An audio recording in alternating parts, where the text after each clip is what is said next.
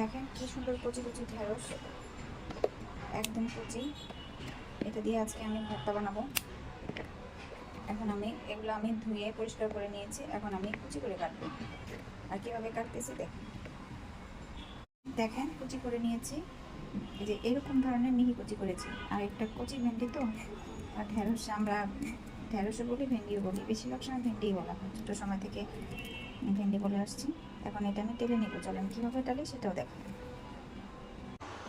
আমি কড়াইটা গরম করে নিয়েছি। আর কড়াইটা কিন্তু তেল ছাড়া, একদম তেল ছাড়া, এটাতে আমি কোনো তেল দিইনি। এখন এই শুকনো তাওয়াতেই, কড়াইতেই আমি ভেন্ডিগুলো ঢেলে দিলাম।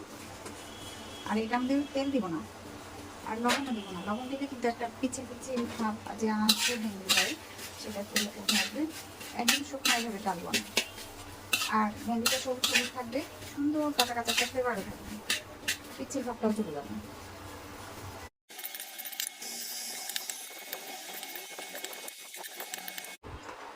দেখেন আমার ভেন্ডিটা মানে টালা হয়ে গেছে। আর যে পিছিয়ে যে একটা ভাব আছে সেটা তলানিতে লেগে পোড়া পোড়া হয়ে গেছে। আর এই যে ভেন্ডিটা একদম সবুজ, এটা কিন্তু হাফ সেদ্ধ হয়েছে, ফুল সেদ্ধ না। ফুল সেদ্ধ হলে মজা লাগবে না, এটা হাফ সেদ্ধ থাকবে। আর কচি ভেন্ডি তো অত সেদ্ধ করা লাগে না, এমনিতেই স্বাদ। এই ধরনের টালাটা হবে। আর বেশি পোড়া পোড়া হলে কিন্তু ভালো লাগবে না। এই যে টালতে টালতে ভাজা ভাজা হয়ে গেছে, এটা মজা লাগবে না। যে টালা হয়ে গেছে, এখন আমি নামাই নিব। এই যে দেখেন আমি পেঁয়াজ কুচি করে নিয়েছি। পেঁয়াজগুলো একদম মিহি কুচি করে নিয়েছি। আর পেঁয়াজগুলো লবণ দিয়ে অনেক বেশি চটকাবো না। আর মরিচ আমি বাচ্চারা খাবে তো অনেক বেশি নেইনি, মিডিয়াম ঝাল করবো। আপনারা চাইলে বেশি ঝাল করতে পারেন। আম্মা আজকে ঢেঁড়স ভর্তা রান্না করবা? ইয়েস। ইয়ে।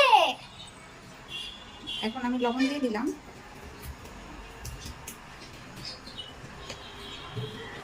এখন এই যে দেখেন কি সুন্দর, এই যে সব হালকা হালকা ঝরঝরে। এখন আলগা আলগা করে এইভাবে মাখিয়ে নিব আমি।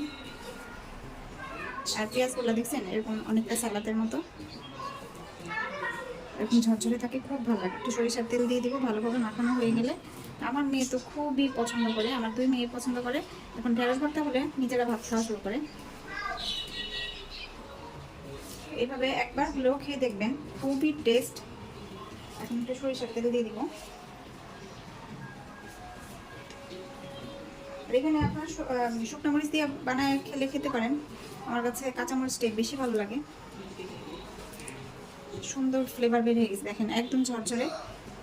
একদম সিদ্ধ করে বানালে একটু লুত লুত হয়, ওইটা বেশি আমার ভালো লাগে না, খাই। কিন্তু এইভাবে কুচি করে তেলে বানালে খুবই ভালো লাগে।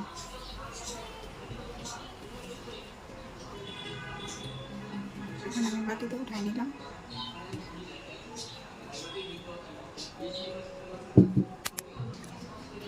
যে হয়ে গিয়েছে আমার ঢেঁড়স ভর্তা। এখন আমি এটা দিয়ে ছোট মেয়েকে ভাত খাওয়াই দেবো। বড় মেয়ে স্কুল থেকে আসলে তারপর খাওয়াবো। কেমন হয়েছে কমেন্ট করে জানাবেন।